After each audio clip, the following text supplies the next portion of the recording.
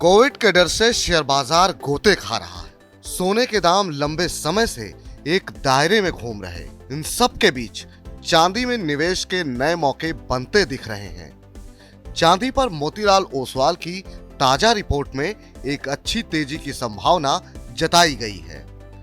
अगले 12 महीने में दाम 30% तक उछल सकते हैं। ग्लोबल मार्केट में चांदी का मौजूदा भाव $23 प्रति औंस के करीब है, जिसके $30 तक पहुंचने की उम्मीद है। अब सवाल ये कि आखिर तेजी की वजह क्या है?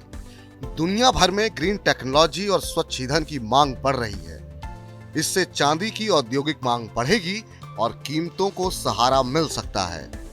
दुनिया भर में चांदी की जितनी खपत होती है, उसमें आधे से ज्यादा भागीदारी औद्योगिक मांग की रहती है।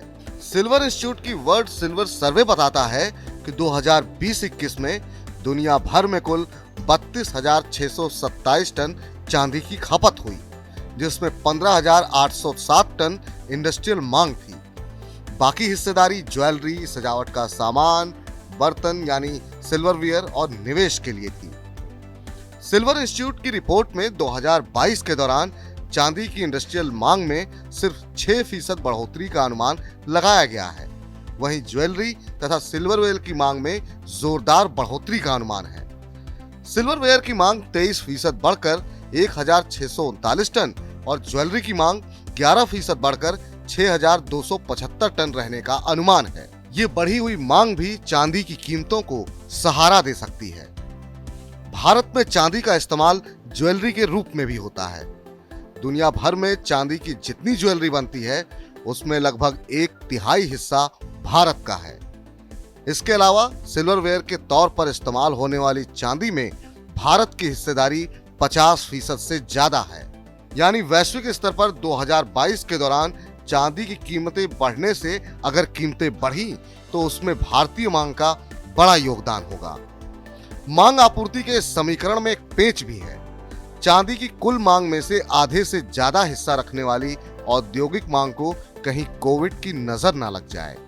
यानी औद्योगिक मांग से चांदी की कीमतों को सहारा मिलेगा, ये चीन, जापान और अमेरिका के हालात पर निर्भर करेगा, क्योंकि 2/3 से ज्यादा चांदी का इस्तेमाल इन 3 देशों में ही होता है।